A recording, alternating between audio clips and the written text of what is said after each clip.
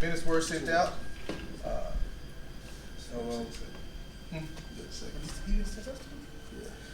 I'll second that. You said, you right? You right? Now, you want to take a motion to adopt the agenda as printed? Chair entertain the motion to adopt the agenda as printed. Mr. Chairman, I make a motion that we adopt the agenda as printed. So I second, so we so moved. Okay, all right. We'll to the approval of the minutes from October 7th, 2019. We had a chance to review those minutes. The chair is seeking a motion to approve those minutes. Mr. Chairman, I make a motion that we approve the minutes of October the 7th, 2019. So moved. We'll move on to item 4.0, discussion items. 4.1 is the 2020-21 and 21-22 district calendar. Good evening. Good evening.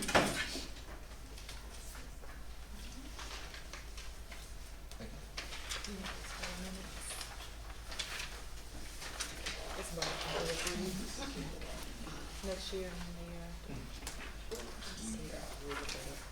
Hey, gentlemen, so I chair the calendar committee for the district and have met with the calendar committee once in person, and then we have corresponded via email about some changes or what does the next 2 years calendar look like.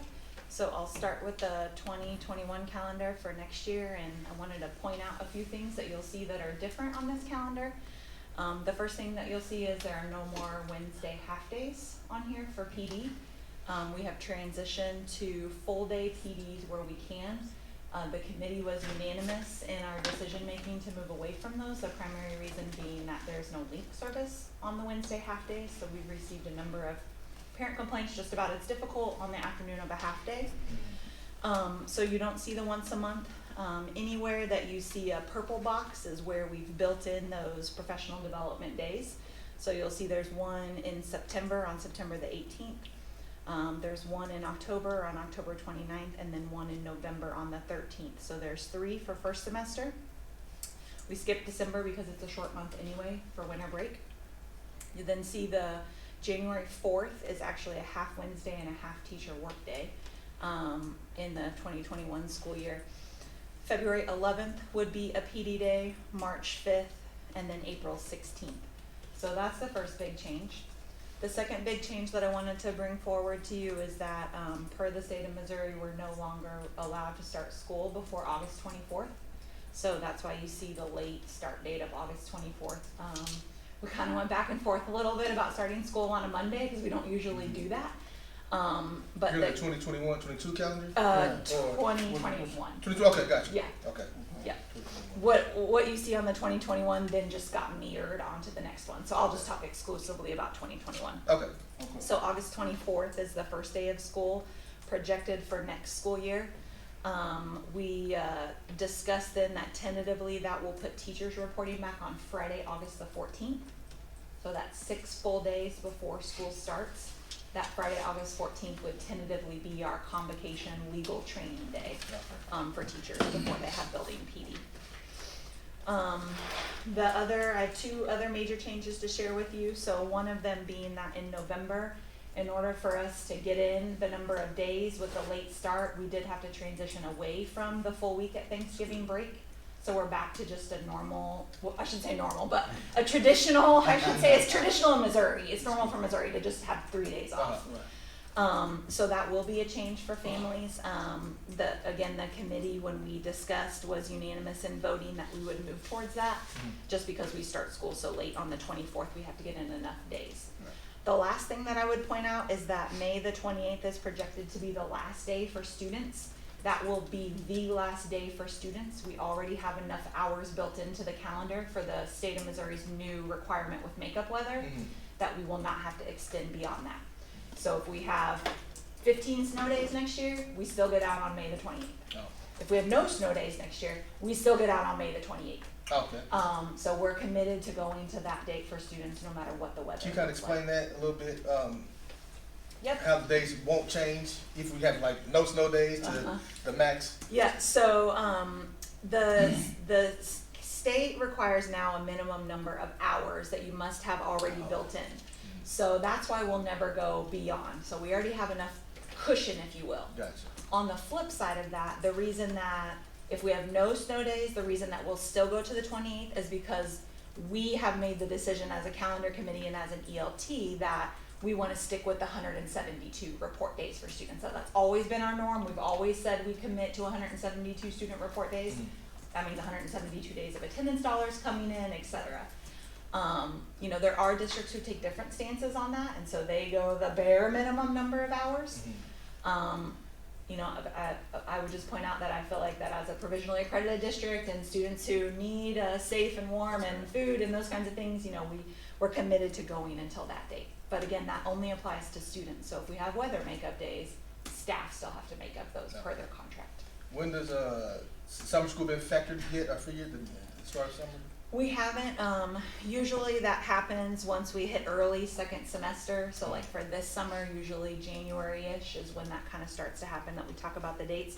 The good news though about this new change is that there's no more having to wait until school's out. This current school year we're in and next school year, we already know and we can plan ahead. These are our 4 weeks of summer school without having to worry about the weather.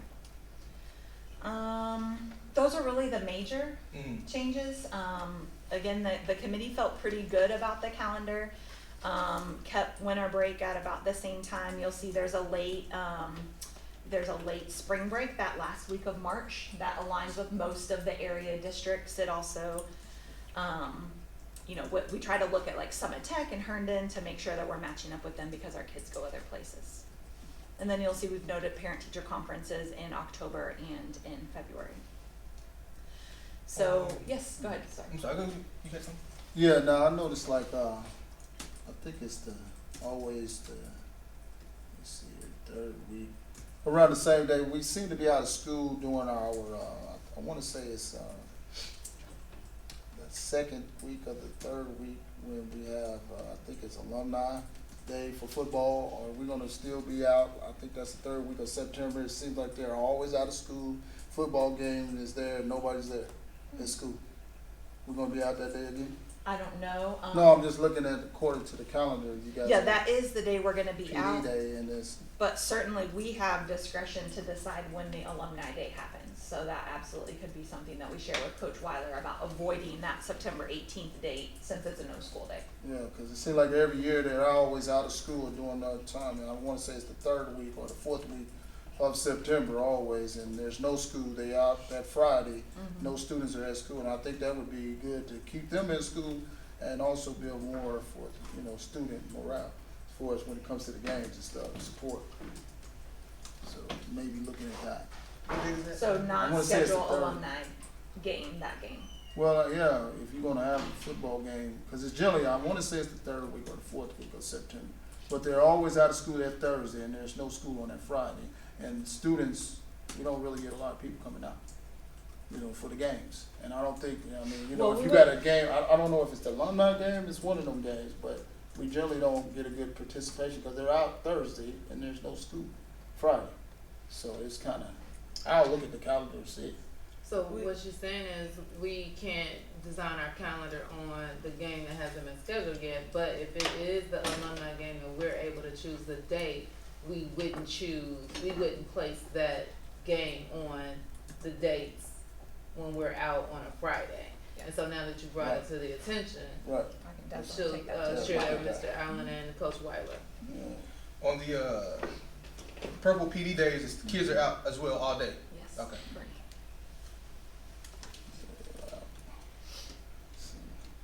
That 3 days is good in November. So we just took this calendar that you see for 2021 and it's just mirrored on the other one. So everything is basically identical in terms of placement, so same theory of thought. At this time, you know, pending your feedback, I would like the opportunity to bring the calendar in front of the full board at the meeting next week for action and approval. You gonna check with them too? Yeah, maybe I didn't say that right. I didn't bring it for you two to vote on it as consent, cause typically it goes before the full board, since it's the district calendar, so, I'm sorry if I did that wrong. No, you're fine. But I would bring a memo next week so that the full board could see the calendars and provide any feedback at that time. Right. But we wanted to bring it to education accountability for feedback first. Give me take this kind of process and Yeah, that's fine. see if I have any other questions. I think it was holidays. What's the The red red one? is like official holiday. Yeah, red is holidays, so those are days off.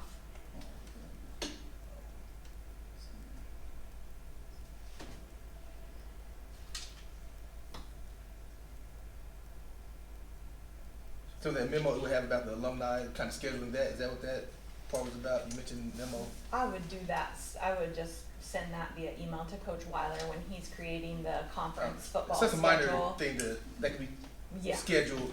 And that wouldn't be anything that we would include in the memo, that's Yeah. just a point of reference as Okay. we move forward. Gotcha. But that's what I was saying is, we wouldn't change these dates for a Right. calendar. However, if we have control over scheduling the game, making sure we don't schedule the That's right. game on On those that day. days. In addition to adding to this conversation, we have typically now brought to the board 2 years, because it allows us to plan for speakers, if we're gonna have a convocation speaker, and so that's why we're bringing 2 calendars Yes, ma'am. to the board to approve, because then it helps with scheduling and PIO to plan events and that nature, so we can have those dates identified in advance. Also, could we bring the old one back too, so we can compare it to this one that we're doing now? I don't have the 2019 in front of me, what we did before, to see the changes that are going on around now.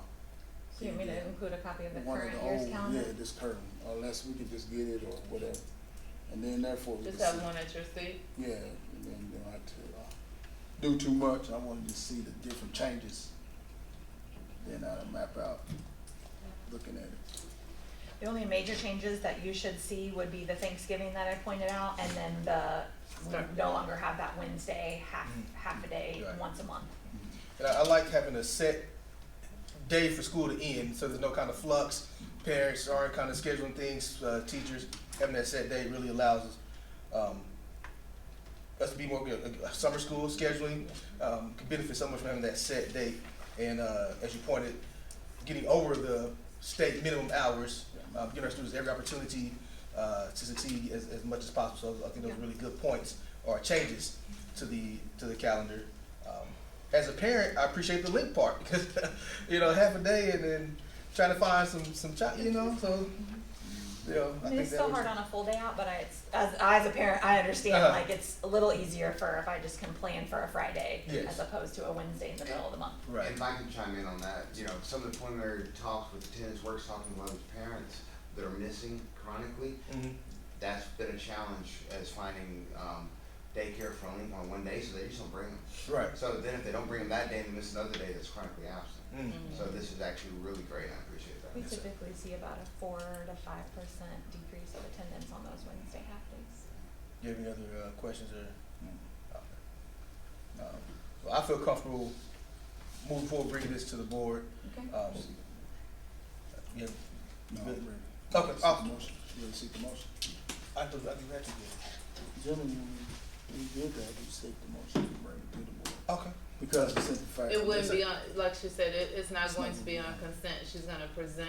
Oh, she. Oh, so then It's we'll talk gonna for be a consent, yeah. memorandum and Oh, talk okay. about it to the board, so they're all clear what the changes are. Oh, But wanted to start here, so if any board member asks you during the board meeting, did this go to the Educational Yes, Accountability right. Committee, you get to say yes. Yes. Okay. yeah. Okay. Good. Well, and then you. So this was a FYI, Mhm. making sure you were aware as well as it relates to the number of school days and start Mhm. days. And as long as the Vice President Reagan, get that copy so you can compare it and get any other questions I've he heard has. it now. So, all right. We'll move on to item 4.2, dual credit hours. And this was an item that was requested from President Briggs. She stated that she wanted to learn more about the dual credit process. Yes, ma'am. And I just shared that I invite Ms. Rowe here to speak about the process and how students select courses. and the conversations that our counselors are engaging with students as they select those courses and look at their eligibility and how do we create those plans so that students are successful in those courses. So I'll share with you what the process looks like. Currently in January, a spreadsheet is created for all of the students at Ruskin. That spreadsheet goes to all of the core teachers, so math, science, English, and social studies. Teachers then project out the next class for their students. So if you, Director Abrams, had Katie Rowe in your math class and it's geometry, then you would put in the spreadsheet what your recommendation is for Katie Rowe for next year. So you would be saying, should Katie go to Algebra 2, should she go to Advanced Algebra 2, is she ready for pre-calc, whatever that looks like. So that spreadsheet is created in January. Those courses get pre-printed on a student's course enrollment form, and then when the student gets their enrollment form in advisory in February, they already have their cores on there. There's a clause at the bottom of the form that either on the form or on the accompanying document, but essentially says if a student wants to opt up, so if my teacher put me in regular, like if you put me in regular Algebra 2 and I'm like, I wanna be in Advanced Algebra 2, the student could always opt up. If a student wants to get out of an advanced class though for enrollment, they have to go to their current teacher and get them to sign off on the form. So we want them to take a class that they're ready for. We've had that process in place since I started in the district, so this will be going on the 5th year. Parents are invited in February during the parent-teacher conferences. They meet with the advisor and they go over the course requests for the student. So if the parent wants to veto something or change something, they have that opportunity at conferences. And then from that point forward, then the master schedule gets built off of those requests. Currently, we have 11 AP classes that are offered for students in grades. Actually, we just added our first 9th grade AP class this year. So the other 10 are all 10th through 12th grade, but we have our very first 9th grade AP class. It's an AP social studies. And then we have 7 dual credit classes that are offered this year. President Briggs, she had asked for enrollment trends a couple of meetings ago, and I had shared those with Dr. Cargile. And so our numbers are up from 492 students participating in AP and dual credit to 558 students over the last 2 years. So there has been an increase. That's for 2 years or? Yeah. Right. That's from 2 years. Okay. Yeah, from 2 years. I do have the year to year if you're interested. So it went from 492 to 495 and then to 558. So 558 is our current enrollment. If you'll remember from my presentation about the APR numbers, the AP and dual credit is our best category. We earn 10 out of 10 in that category. 68.3% of students are earning that B or higher in the class in order for us to get APR points. We do continue to see a bit of a struggle to find teachers who are certified to teach dual credit, which is why we see more AP. The only other thing that I would share is that we did send 3 teachers this summer and 3 teachers last summer to AP training, so to specialized AP training to get course materials, to help them feel better prepared to teach the courses. So you said we have not a lot of dual credit teachers now? It's harder for dual credit because the Department of Higher Ed has a specific requirements that teachers have to have the masters in that area. So a lot of teachers go to school and get a master's in education. Not a lot of teachers go to school and get a master's in mathematics or a master's in physics. Right. So it's harder to find teachers who are certified. This year we were able to get back an English teacher who was certified. We haven't had that for a number of years, so that was a good thing. But we do have dual credit certified teachers in all of the core areas. So in math, science, social, and English, there are dual credit certified teachers. Is there a limit to how many AP or dual credit courses a student can take? Nope. And they're all weighted. They're a weighted GPA, so they all help their GPA as well. How many of them are currently graduating with their degree? How many people have we had so far that's getting their degree yet? What do you mean by that? That's on course to getting a degree, their bachelor's at a 2-year degree right now. How many of them are on course to getting that right now? Couldn't tell you off the top of my head how many are working towards like an associate's, a 2-year degree, because that's at least 60 hours. You know, if I'm a really high flying student and I take all the dual credit courses that are offered at Ruskin, I could probably finish with 25 to 30. So about halfway there. Our kids who go to, our engineering kids who go to BTC, they're getting pretty close to an associate's, like only needing one more semester of coursework in order to finish. But our traditional students who just take it, they're about halfway to that associate's, if they took all of them. The hardest part that we have is that we don't see a ton of students paying for the dual credit, because it's expensive. Right. So they take the class, and that's a great thing, because we want them to sit in college level coursework. We want them to feel what it's like to take rigorous courses, but we don't have 558 students paying for dual credit. Right now, it's the only person that's really doing it is the Hickman Mills Foundation paying for summer. I think they had something whereas they're set up to give students They part reimburse of students. Yeah, the Education Foundation, Prep KC also Yeah. helps support dual credit, and so students who are in those specialized programs with Prep KC, Prep KC is paying for their dual credit as well. I'm kind of naive to this aspect, but I know like with some district offer, the student can obtain their associate degree while in high school. Is that a different program than just taking AP classes, or can you explain how that works? From what I know, usually districts who are doing that, students are leaving the high school setting to go to a community college and Yeah, and that's what I've seen. Yeah, we don't necessarily have a specific program other than the engineering one, and then we have our students who are in the health science academy. They're leaving and going to Penn Valley half a day, their junior and senior year, to work towards the associates. We just don't offer enough on campus in the Ruskin building for a student to earn their associates. Like I said, they might get 25 to 30 hours if they're paying for all of them. So that Which is benefit not the district usual. to have that program, or would it not? I think it would depend on what finances we had to support that, because it would mean that the district would have to take on paying that dual credit cost for students.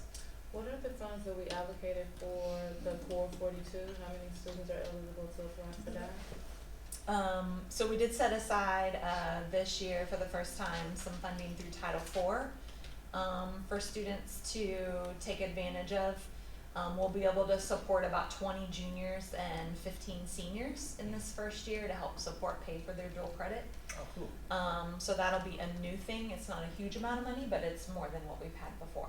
When does this go in effect? Some information is gonna be distributed at parent-teacher conferences coming up in October in terms of applying. So students are gonna have to submit an application that says they're committed to a specific course load in order to be a part of that Core 42 program So it was this past October or next October? this coming October. Also it passed, okay, passed. And do we know how we compare to our neighboring districts with AP enrollment? No wonder you're looking at me confused. It's November. Parent-teacher conference is at February. when Yeah, they because sign that's up. why I Yeah, said past I'm- October, that's why I said this past October. Thank you for not being rude. No, Thank you. No, it's cool. Yes, in February, parent-teacher conferences, so when they come to select their courses, that's when they'll be able to apply for the Core 42 program.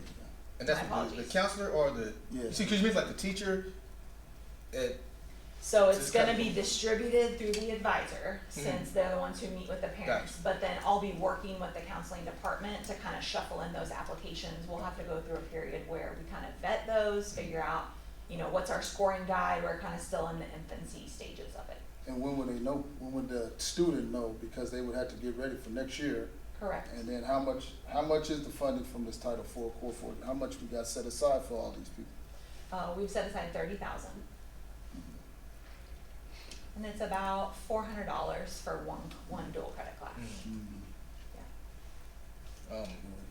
So I can definitely, bring some of the Core 42 documents to the next meeting if you wanna see some of them, and. yeah, I think that'd be great. Or bring it to the meeting, board meeting, yeah, that'd be better.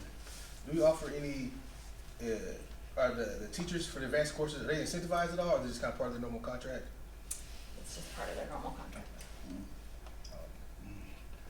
And there's no grants or anything out there for all this?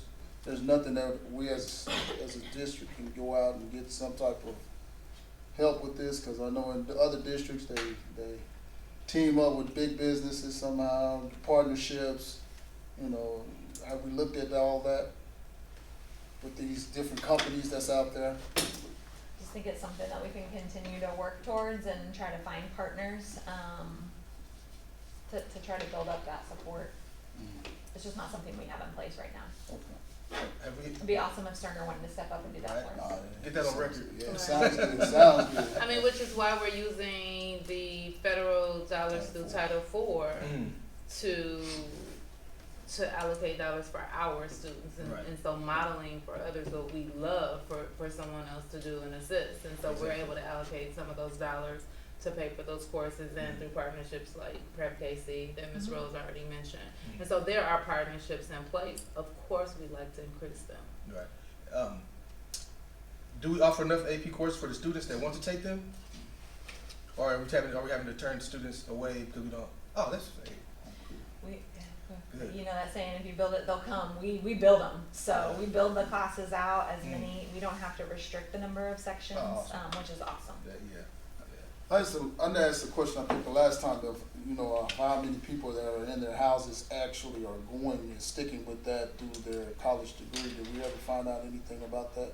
Like if they're in engineering all through Ruskin in the house and then they go to college, are they still sticking with it, or We don't get any of that feedback. information. The only thing that higher ed shares with us is whether or not the student is enrolled there. So we do have that 180-day follow-up information that tells us, the number of students who are enrolled at 4-year, 2-year technical, but we get no data from higher ed about what type of programs our students enroll in. And you probably remember as a college freshman and being undecided for those first couple of years, it would be really hard to try to tie that back to what we're doing with them in the small learning communities.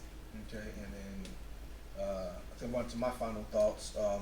Do we know how we compare our surrounding districts with our advanced placement enrollment?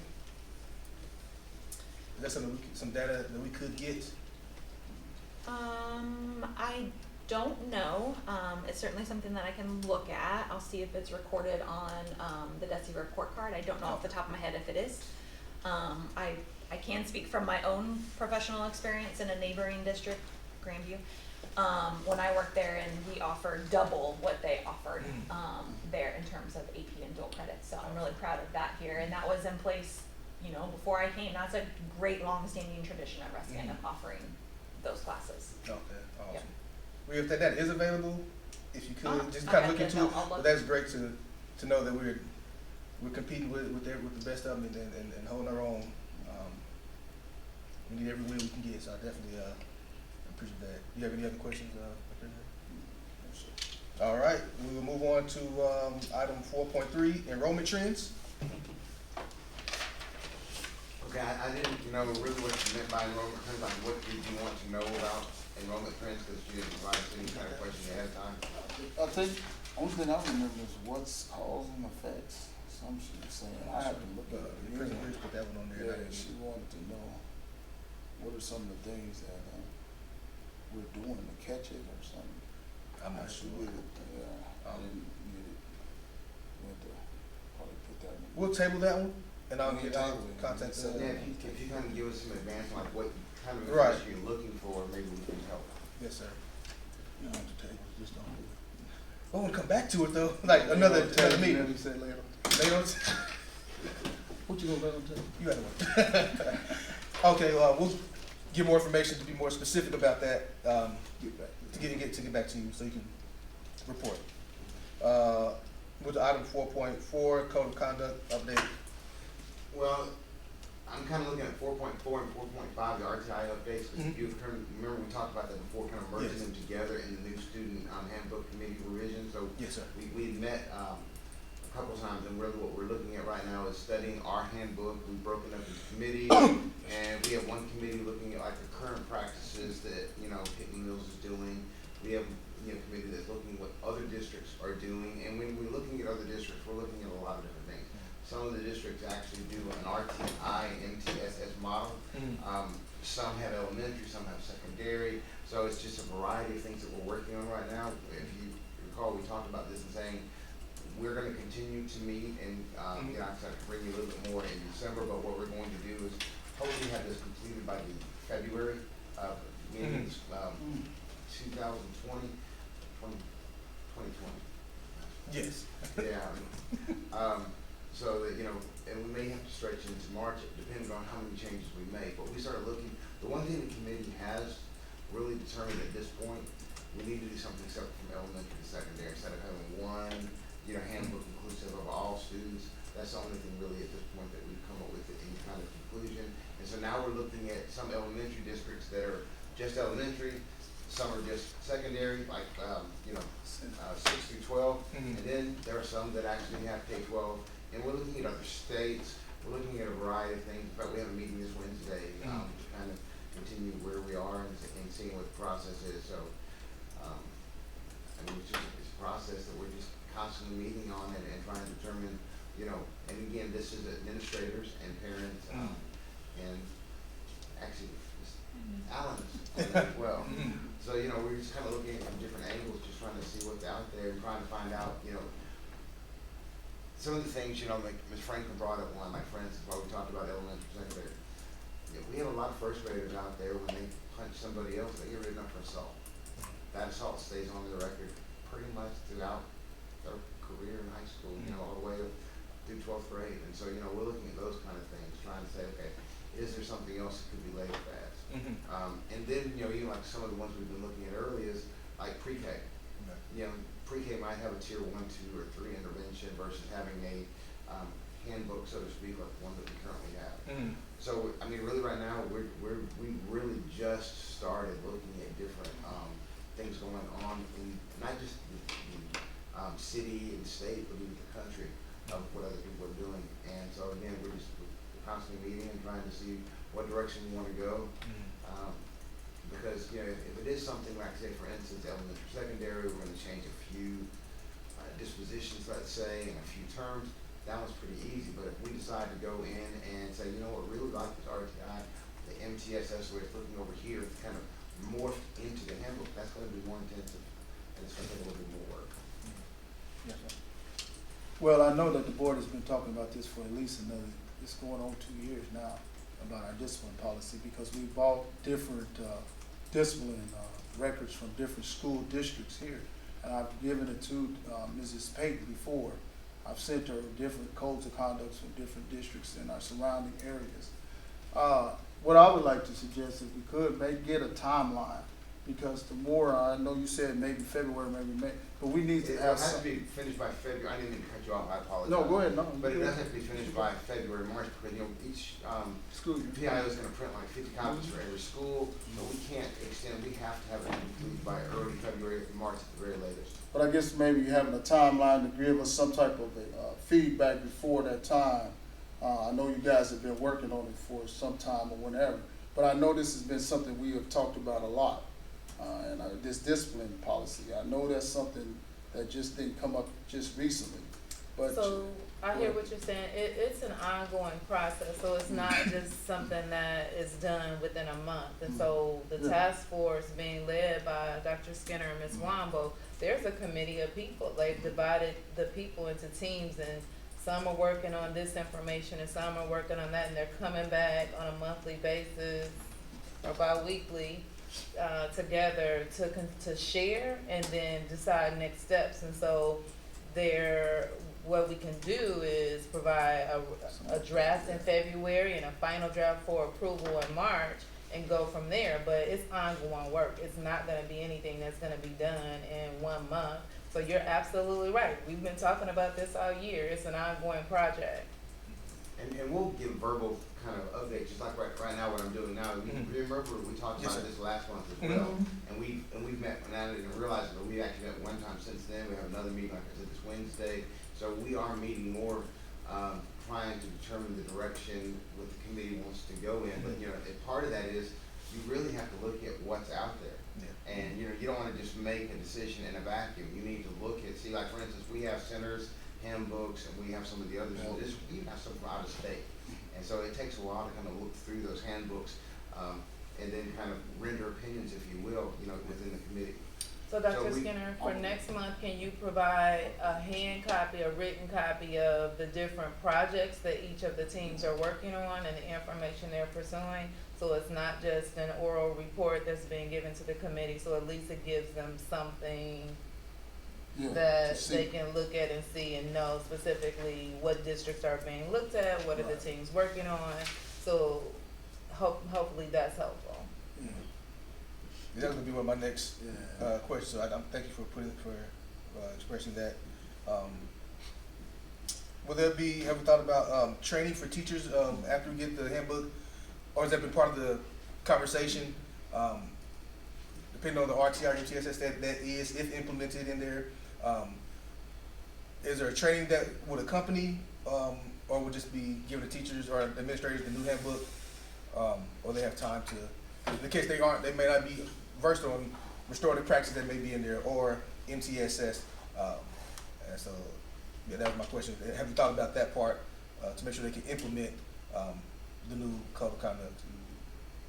I would say, I was gonna say, you know, we would have to. yes. Okay. I mean, you know, but, Anything we that haven't we gotten that far to implemented. make that determine on which direction we're going, but something like that we have to, because when, like, for instance, to be honest, I was looking at one of the handbooks in Kentucky, and it was extremely thorough, busy, to be honest. I mean, like I said, there was not a lot of room on any of the pages. It was full of information, and you know, to get something that extensive, you know, there has to be training to go along with it, because you wouldn't know how to implement it Right. in it. Right.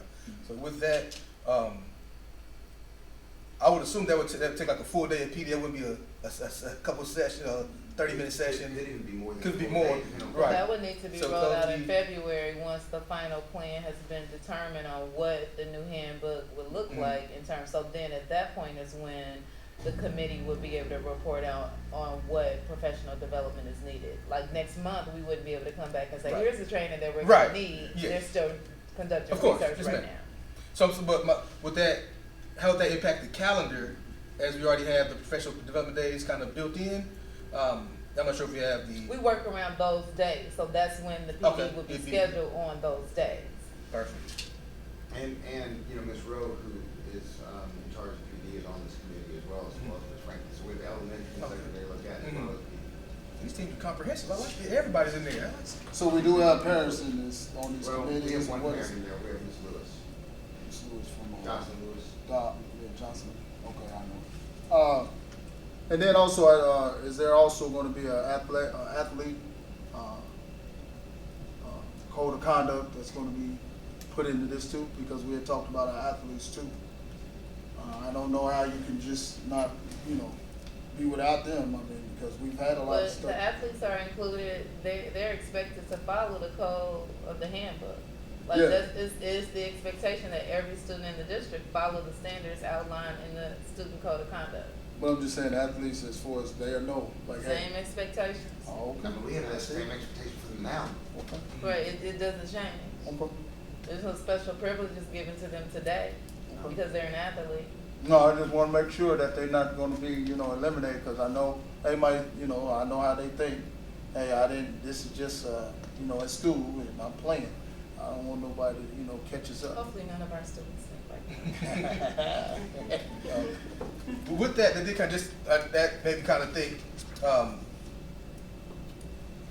What we need, like not a different code of conduct, but something specific for like student ambassadors or off-site, like for kids going somewhere on behalf of the district, like to a game or to compete in forensics or So debate. that's a narrative that's added to the handbook, that the same expectations are expected on campus and off campus whenever Right. you are participating in a district sponsored event or any event in which you're representing the district. Same goes for staff, Mhm. as they are participating in off campus trainings. It's the same expectation. Mhm. Okay. And I'm not trying to, you know, I just wanna, you know, we do talk to the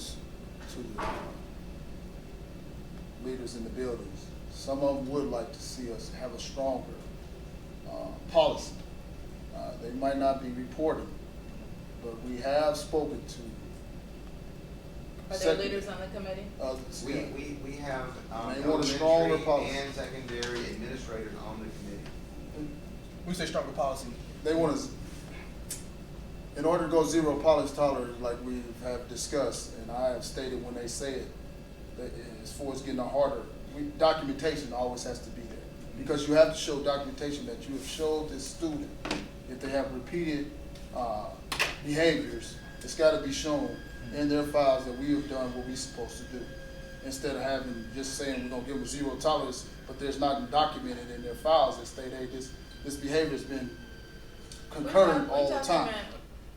Vice President Reagan, we document behaviors in our system in terms of Infinite Campus and the amount of conversations and calls that building leaders and assistant principals are having with staff. That information is documented, but please let me be clear. The task force or the committee is not working on presenting a zero tolerance handbook to the board. Yeah. That's not what we're presenting. Right. So I just don't, No, you I said know. zero tolerance, that's not what they're working on. I know he's not working. Okay, I'm I just saying, wanna I'm make just- sure that we yeah, have no, on I'm tape just- and video, yeah, that's no, not what we're I'm just presenting in expressing February, some of the so things that when have we get been there, stated. Yeah. I won't or they won't be ridiculed for not presenting a zero tolerance policy. No, That's no. not the intent. No, I'm just saying that it has been expressed, you know, so I just, just throwing it out there, and that maybe, even though they might not be coming and stating it. The it has goal been is to stated. refine the expectations so that they're specific and clear, so it, Yes. Mhm. all parties are, aware of what those expectations are, and we're reviewing the wording to see if there are any way in which we can be clear in terms of that Right. expectation Yeah. for students as well as parents as they review those handbooks, and it provides an opportunity for building leaders to have a tool of reference when Yes. they're engaged in conversations with parents as well as students. But by no means are we presenting a zero tolerance policy to the board. And I think that's important, kind of what you mentioned, having that clear, I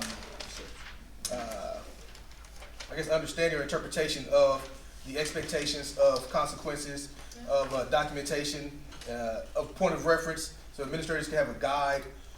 They can look at the documentation and see what infractions have occurred, and then they have a guide to kind of navigate those next processes with parents who also have the same information. Again, keeping everybody on the same page. Yeah. So what I heard from members of this committee and members of the board as a whole is that our handbook and the wording is vague. Yes, ma'am. And it leaves a wide range of interpretation in terms of expectations. And so I've asked the two directors to lead the project and lead the work in terms of how we can refine that Yes, ma'am. and make sure it's clear. And so that has been the guide and the goal of their work over the course of this school year. And then in February, like we said, now that we've had this conversation, presenting a draft to the board in February to review, and then final on the agenda in March for approval And then we would have had our monthly updates along the way. Absolutely. And the next month. And next it'll be- month, he's gonna share out the committees and what And I'll those get this in teams. writing next month. Yes, yes. And you have anything else with that? You have any other questions, comments, or anything you'd like to point out? Okay, all right, we'll move on to section 5.0, future agenda items to take to the board. Do we have any of No, those? 4.5 RTI. Well, they put them together. Oh, yeah. With the, yeah, because they kind of, the committee's been working hand to hand. Okay, I'm just trying to make sure that we all on Yes, sir. So we look for future agenda items from you all. That's that one we're gonna take back from the district council. If we don't have them today, but if we have them prior to the December meeting, we'll send them out in terms of like, Mrs. Rose knew she needed to bring the calendar updates. Right. And so as we delve into work throughout this month, we'll keep track of the items that we need to bring. But for that item specific to this agenda, is there any additional information this committee needs for us to review and bring back in December for future agenda items? Yeah, we're gonna retreat to that. Will we need clarifying questions? Yeah, Yeah, so that's we'll what send we're that gonna out. send that to you. I would like, I kind of mentioned, we spoke about it a little bit at the last meeting, I'm not sure how to word it right now, so I'd be vague now and be more specific, I guess in a formal email, to you and Ms. Payton. But just more of, the process of the RTI, for academics of, my words just leave, I get so excited. That's what I said, I'm trying to say. Yeah. Of identifying those students, and the process of selecting the interventions that they have, and kind of streamlining that point, showing that process, so we can make sure that I want to have an understanding of it. And make Right, sure if that you remember during our special meeting, Yes, ma'am. I shared those documents for reading and math in terms of the iReady scores Right. with the 3 columns. The, those that are on or above level, and then 1 grade level below, and then 2 or more grade levels below. So November 14th, we'll be sharing out, sharing the information to the full board and publicly. And at that point, speaking in terms of what those interventions may look like for tier 2 and tier 3. And so after our November 14th presentation, if you still have questions in terms of what those interventions, how we designate the difference between the tier 2 and tier 3, or you have it already? This is just, and we're in the process of updating this, and so now that we're using iReady, we are making some changes to, this is just kind of the framework for what teachers are doing and how we support students as they fall within different tiers. If you look at the last page, well, maybe the second page kind of gives you a little bit of what you're asking about. So it gives a checklist for each tier.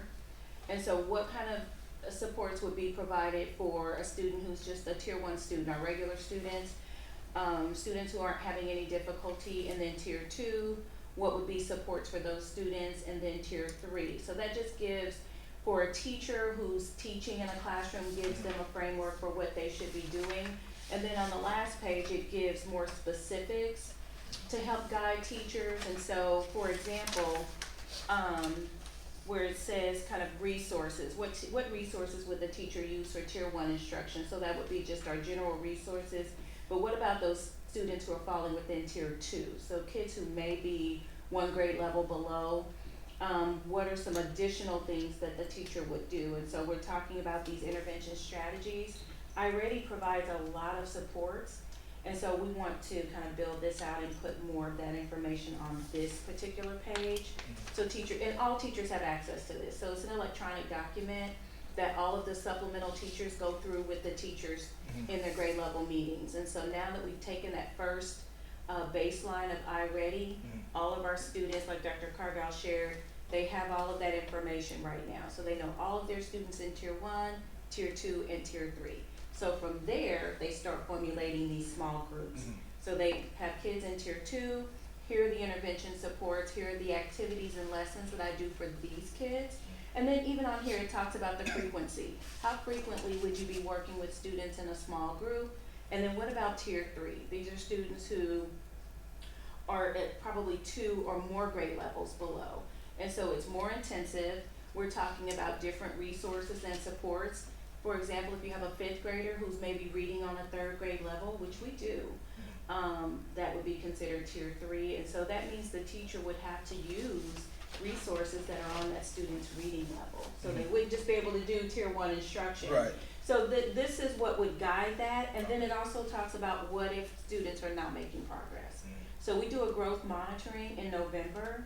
So teachers will apply these interventions now that they've gotten their first baseline set of scores. And then students will test again in November, tier 2 and tier 3 students. Then we get a chance to see if students have made progress. So that's kind of how we'll keep track of that, and that's district-wide. So it's a lot of layers to it. It requires putting this in front of teachers and really looking at our resources, and principals really going in and monitoring what's happening in the small groups. Right. That is the key piece.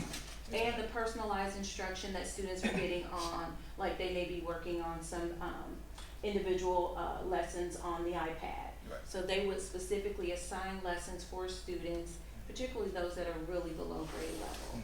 And then if students are still not making progress, that's when we would be looking at a safe referral. So a teacher would say, I've tried these interventions, I'm not seeing any progress, there may be another issue. So we're talking about possibly if there's some, maybe a special ed or another type of issue. So this really is kind of the framework for what we use to really show teachers how to provide those intervention supports.